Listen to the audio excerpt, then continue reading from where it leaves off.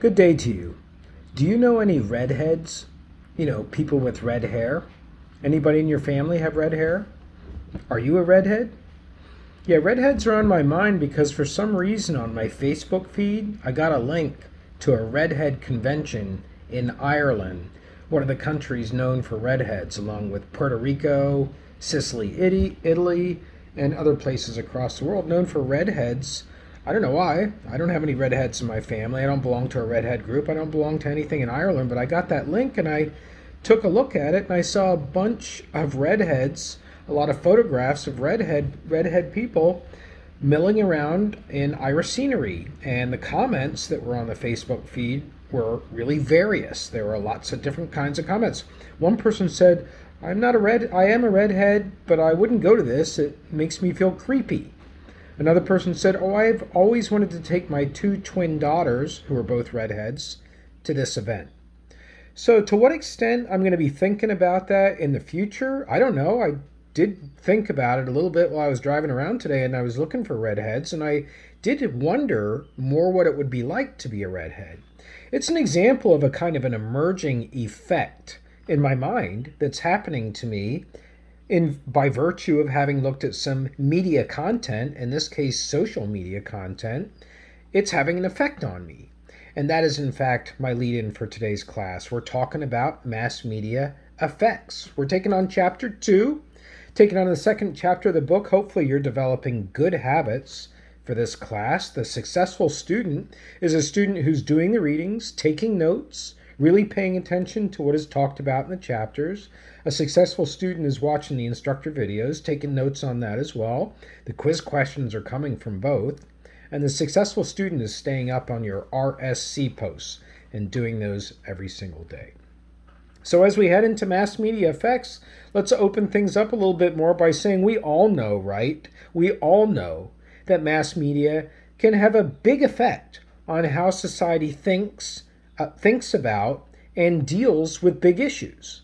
We all know that mass media have a big effect on how society deals with issues. For example, sexual harassment. Sexual harassment, that's an ongoing discussion that we're having, but certainly it was brought to light by mass media and the Me Too movement, and it led to the quote-unquote downfall of a lot of very important people. Harvey Weinstein, probably the most well-known person, Kevin Spacey and others. Matt Lauer, the TV news host, a lot of males were, and the way that people thought about males and how they should be treated in terms of whether they should remain employed, etc., were caused or at least influenced by the Me Too movement in the media. Racial justice, that's ongoing right now. Black Lives Matter as a component of that is also going on now. It's another area. So mass media can cause change. We know that.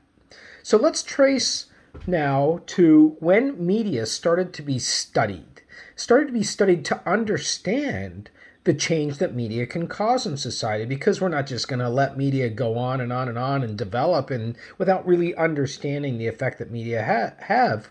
And that is a plural word, by the way. Media is a have word. So we're going to take a look at how mass media research in the early part of this chapter developed. And it starts really with the whole concept of a mass society. Yeah, mass media led to a mass society. What's a mass society? Well, it starts like this, and I've got some links for you in today's email, both to that Facebook group that I talked about, the Redhead Convention, and also this early part of the material that I'm talking about. I've got a lot of photographs for you to show what life was like in rural America. Rural America before there were factories. I'm talking about in America in the 1700s, in the early 1800s. You can see photographs of people on a farm there. There's no electrical wires. There's no indoor plumbing. There's no bathrooms. There's no vehicles. People lived in isolated houses, but the houses were part of communities. And those communities consisted mostly revolved around the function of farming, because that's how the community survived. And so in the community, you would have a farmer, you'd have people who'd make horse hooves and other accessories for horses. That's a blacksmith. You'd have a cooper who would make a barrel. You had a very different lifestyle in terms of people having modern conveniences, yes, but also being connected to each other because you had to really lean on each other. You had to know the school teacher, you had to know the shop owner. Every time you went outside, you would see people you were familiar with, and most of the people were having very similar beliefs, religious beliefs, social beliefs, beliefs about hard work, very, very similar in rural communities. But this all changed. It all changed with a major period in history that I'm going to be mentioning today, as well as a few other classes coming up. And that major period of history is called the Industrial Revolution. The Industrial Revolution took place mostly on the East Coast, right here in Philadelphia, for example, Baltimore, Wilmington, Delaware. The Industrial Revolution also took place across the world. What was it? It's where people started to move from those country, rural places to the big city. They moved to the big cities so that they could work in factories. They worked in factories because then they could break free from their predetermined career. If your dad was a cooper, a barrel maker, then you would probably be a cooper. If your mom was a homemaker, you would be a homemaker. And so going to the city allowed people to work in factories, to make money, to have their own income, and to start to explore other ways of living life. It was a tremendous revolution. It's actually called a revolution, the Industrial Revolution, in our country because it changed our very thought processes about what is possible for human beings. Along with that, though, comes mass society, because along with the production in factories of the things that we wear, like clothes, and the goods that we have around our house, like tables and chairs and other furniture, that's all part of industrialization produced in the factories. But along with that also went the idea that people were starting to be exposed to things that were made the same no matter who bought them. Like if you go today to a store and you buy shoes, you're going to buy shoes that the same person is buying somewhere else. If you're buying shoes in Payless shoe store, if you buy shoes in a Nike store, other people are buying those shoes, very same shoes because they're coming out of a factory. And that's mass society. People starting to be exposed to sameness. People starting to think similarly. Mass society. So because of that, the previous influences on our life were diminished, which would be family, and for some, church, if you're a believer, and community leaders. Those effects were diminished. And in their place came mass media. Television, film, radio, newspapers having an effect on the audience. That was what was thought. And so now let's set up, and by the way, there are some photographs of industrialization that I provided in today's links as well, so you can get a feeling for how just the physical look of America changed because of industrialization. Now let's go on to talking about some models. We talked about models last time. They help us understand the world, right? So we're going to talk about two models, that started to, in general, envision how mass media are affecting people. So the first model is called a propaganda model. It's also known as a direct effects model, same wording. It's also known as the hypodermic needle model, as if you stick it in and the effect goes right into the veins of a person. It's also known as the magic bullet model, as if a bullet goes into a person's body and they're immediately affected by the media. Those four names all speak to the same thing. This kind of research came about right after World War II, where people across the world were still very afraid that somebody like Hitler and Stalin after him could gain power and actually end up exterminating people in concentration camps in the case of Hitler. How could that happen?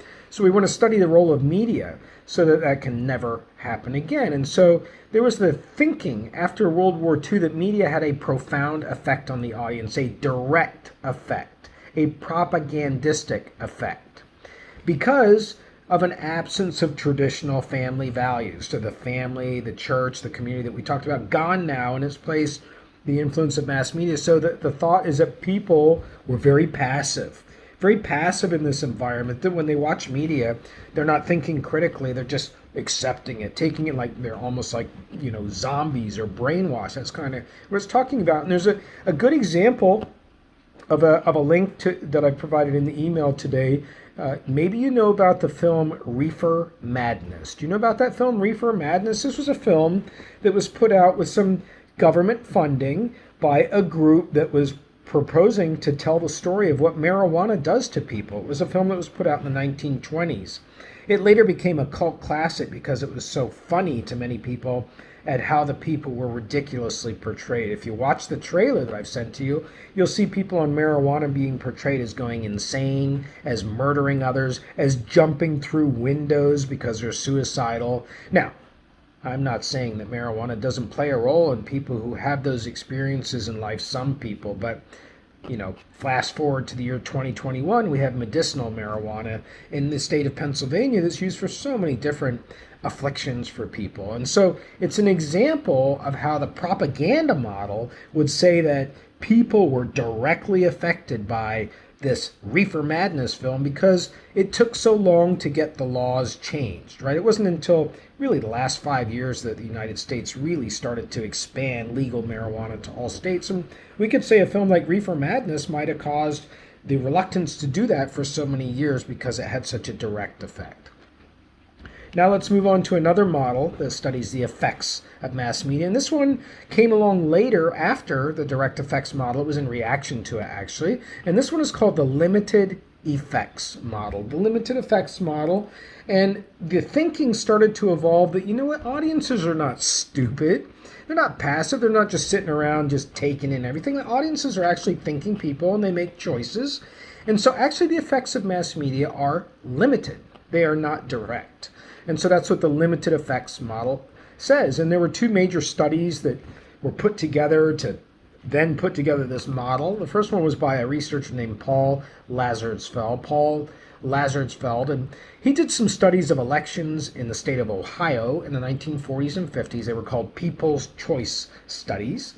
And he found out that people made up their minds about who to vote for based on opinion leaders. Opinion leaders. That is, that people made up their minds, they were influenced, they were affected by not necessarily media, but by the people who they trust in their lives, the gatekeepers, as they are also called, the opinion leaders, their coaches, their parents, their teachers, old people they know who are older, who they look up to, people who have traveled and who have experience. Those are opinion leaders. And so the thinking behind the limited effects model is there's a two-stage process that goes on. And the first stage is the media are pumping out information, and then the opinion leaders digest it, absorb it. Like I'm watching CNN today, and everybody's discussing what's going to happen with the infrastructure bill that is supposedly being put together by Congress, by the Senate and the House for the president's signature. And there's a lot of interpretations what's going on. And so I'm going to learn about that, and then I know I'm going to have a conversation with my family at some point, and maybe my opinion will come up, and maybe it'll matter because I'm the father in the family, opinion leader, gatekeeper. I don't know, but that's the idea. It's a two-stage process. The second set of studies that contributed to this model were the Payne Fund studies, Payne. That's named after the person who funded the studies, and these studies looked at film. And they found that in film, there's an overpreponderance of a bunch of themes like crime, sex, love, mystery, war, children. And yet, despite film hammering away at these particular themes as opposed to other themes, you don't necessarily see a direct effect on people and the way that they behave. I mean, this TV show right here, if we say limited effects, this is Breaking Bad. If you recognize that, this is Heisenberg. If you know this show, has been off the air for many years. It was on a cable channel, then it moved over to Netflix. It really broke ground in television. It was said to be the first real cable show that then later became a stream show on Netflix that really told an over-the-top story that was so impossible to believe, but also working in storylines about certain subjects that were never going to be covered before, because the thought was, if you covered them, people will adopt them, like methamphetamine use. The whole premise of the show is a high school teacher is selling methamphetamine with one of his former students so that he can raise money supposedly because of his health condition, because he has cancer. It's a preposterous, or is it? It's a preposterous storyline, but the idea that this show came out is speaking to the limited effects model, because it's saying, you're not going to show all this methamphetamine use on this Netflix show and be worried about methamphetamine use increasing because of it. And that's what the old propaganda model might have said.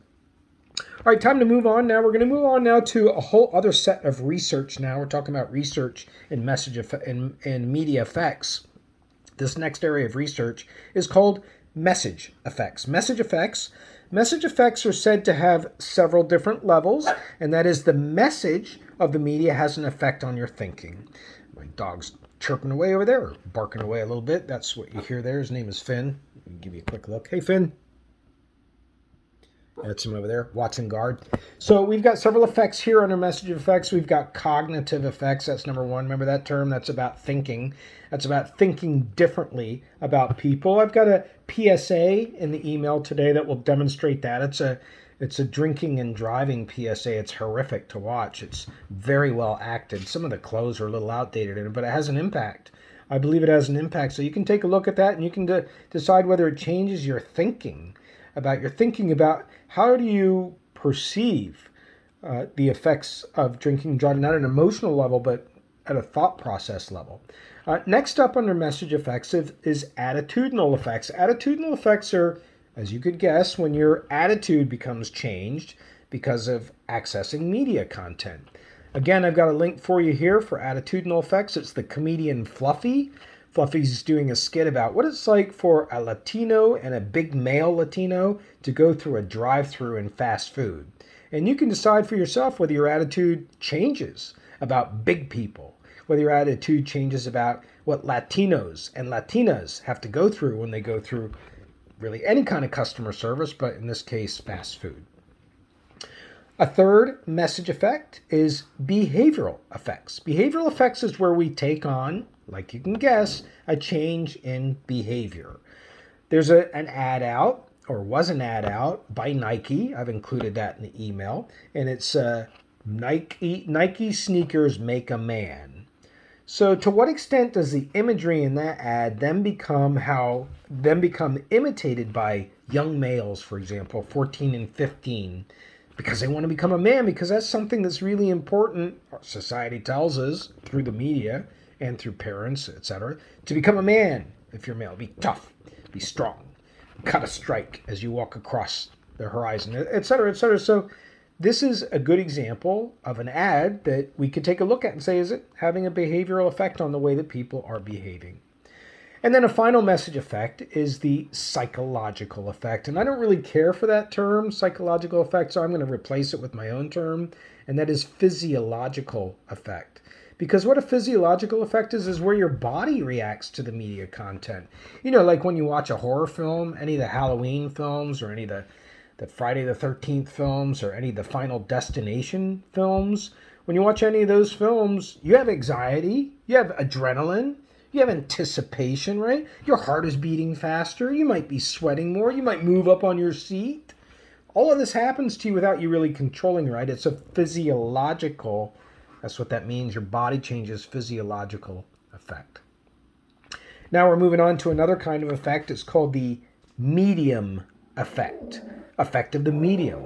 Effect of a medium of television. Effect of a medium of a cell phone. Excuse me, one moment. The hazards of delivering an instructor video with a pet in the room.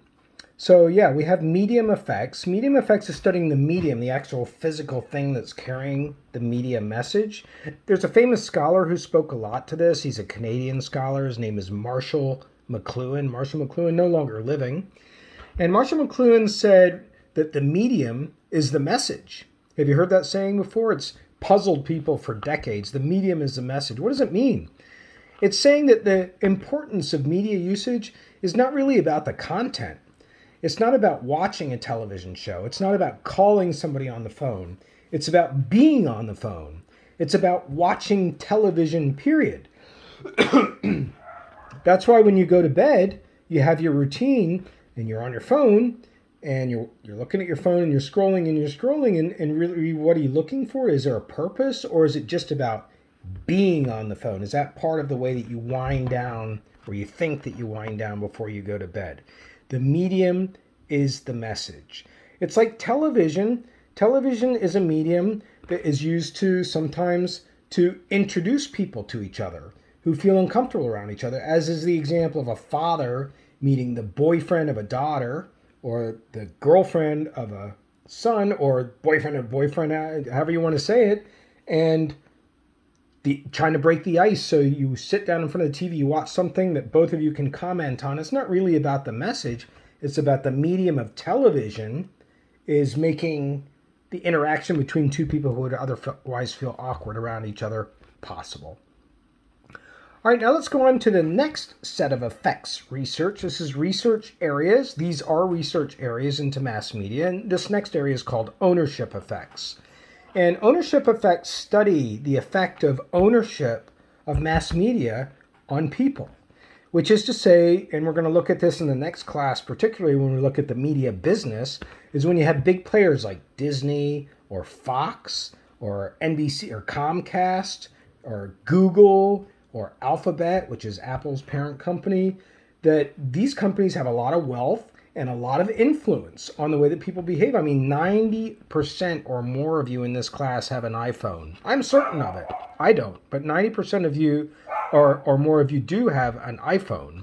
And to what extent is Apple able to leverage people's feelings of self-esteem into purchasing an iPhone? That's something that has to be considered. All right, so we're going to move past ownership effects now to the next set of effects, and these are called active audience effects. Active audience effects, which basically says that after World War II, there was a change in thinking about mass media, and the thinking was that the audience is much more active in the process of effects taking place than one would think. That it's not so much, the power is not so much with the producers of media content and the distributors of media content, that the audience really has a lot of say in what goes on. And so there are various theories about how the audience is having a say in effects from media use. And one theory is called a functional analysis. It's a functional analysis, and it's saying, hey, audiences actually use the media. They use the media for different functions. One of those functions is surveillance, is they use a cell phone like it's an extension of your eyesight, right? You can look through your phone, you can zoom in on something, it's an extension of your eyesight. Same when you watch television. You're looking at Florida when you're watching a hurricane coming in, even though you're not in Florida. It's like it's extending your eyesight. So we use media for surveillance. Certainly we do with security systems, right, which are tied into our phones these days and our cable systems, our home security systems. A second function that we have for media is correlation. Correlation is where we try to understand the impact of the events that are taking place in life on the news that is being reported. And we try to understand how those events in life are being covered by the news, whereas other events are not. A murder is more likely to be covered than the opening of a new public library by a television newscast. And why is it? That's what correlation studies. Why do people use a newscast to learn more about what's going wrong in society, e.g. murder, than they do about what's going right? Next up is a use of socialization by the media. This is another functional use, and it's saying that we use media to become able to talk to others, right? We need something to talk about, so we watch shows that we can talk about with others. We use cell phones to connect with each other through social media and through texting and occasionally through the cell phone. It's saying that using media is done so that we learn how to behave. We learn in the United States that the handshake used to be automatic, right? But not so much anymore because of COVID. Right now, it's the elbow is more in there. We've learned that we've become socialized. To get along with other people, we have to behave that way. And then finally, a function is entertainment. Entertainment is just escape. We're using media to get away. Our lives are too boring, or our lives are too hectic, or our lives are depressing, or our lives need stimulation and other reasons. So we seek out entertainment to make us happy, to make us amused. Yet another area of research that we want to move on now to is agenda setting. Agenda setting is a cool kind of research. It's basically saying that the media don't tell us what to think. The media tell us what to think about. The media aren't telling us what to think so much. They're telling us that these are the things you should be thinking about. If I was to ask you the top issues of concern in the United States, what would you say they are today? Would you say they're immigration? Probably not. Would you say crime? Maybe. Would you say climate change? Maybe. I mean, those two are talked more about than immigration, I would say. And so immigration becomes item number 3 as opposed to item number 1. So the media are telling us immigration is number 3. It's not number 1. That's what agenda setting is. Next up is the area of research called social learning theory. Social learning theory is saying that we learn by observing what others do. That's what we do. That's how we learn how to brush our teeth. That's what Blue's Clues is all about. Did you ever have to watch Blue's Clues where they taught you how to brush your teeth? We learn by watching somebody else. We don't learn by somebody telling us. We learn by seeing somebody else brushing their teeth. That's what social learning theory is about. So we learn, once again, how to behave by looking at media. It's another way of saying that. I'd like to move on now to our final area of research that I want to talk about. This is an area called critical cultural studies. Critical cultural studies, or a critical cultural approach, if you will. This area of research came out of, also after World War II, it came out of Germany originally in what was known as the Frankfurt School, from the city of Frankfurt in Germany. The Frankfurt School. And many of the scholars consider themselves Marxists after Karl Marx, the person who is credited for inventing communism, even though communism, as it is known, is nothing like what Karl Marx envisioned. But his area of inquiry is separate from communism. So I just mentioning that now so you don't associate automatically what we're about to talk about here. What Karl Marx was concerned about was people feeling alienated by virtue of what they were doing in life. And feeling alienated was then taken in the context of media use later on. So Marx was not writing about media, but when media came along, scholars picked up on Marx, these Frankfurt scholars, and they studied how people felt alienated, felt isolated, felt distant, felt alone. What was going on there? And so a lot of what was going on was there are injustices that exist, and that's what critical cultural studies focus on. They focus on injustices that need to be corrected so that people don't feel alienated. Injustices like environmentalism. We wouldn't have an environmental movement if critical cultural studies didn't say, hey, we've got a temperature that's creeping up across the globe. We've got lakes vanishing. We've got ice that's diminishing. Now, many of you may believe, oh, that's the way that the normal cycles of the Earth go, and that I'm not saying that you shouldn't believe that. I'm just trying to talk about the idea that critical cultural studies is responsible mainly for having an environmentalism movement, as it is for race movements, racial justice that's going on today. The critical critical media studies that are being criticized today, and critical race theory that's being criticized today, that's all out of this same school, Marxism. And it speaks to achieving racial equality and also sexual equality and working conditions in the workplace being reasonable for human beings. There's a guy at ESU, he's having a baby. He's not having a baby, his wife is having a baby any day, and he's going to be taking 2 months off from work. And that's a right that wasn't in place many years ago for males. They couldn't take 2 months off to be with their young baby for the first 2 months of their life. That's part of the social change that takes place because of this. And actually the chapter ends with some pretty sobering information on media and body image, because we do have a problem in this country, particularly amongst young females, perceiving of their body image as not being satisfactory to themselves. We have problems with bulimia and anorexia to prove that. And so there's some sobering information on how media contribute to that at the end of this chapter, and how critical culture studies have brought that to light. And finally, I've included a link in the email that will help also develop this idea. It's talking about mass incarceration as a third wave of racism in the United States. It's just fascinating the way that it develops, how racism has just taken on a different form in the United States. It's a good example of, again, trying to expose alienation that's taking place, why it's taking place, and to try and correct the problems that might be there as a result of mass media. So there's a lot to chew on from this chapter 2, but I hope you consider not just today, but for the rest of your life constantly, how are media affecting you? Have a great day.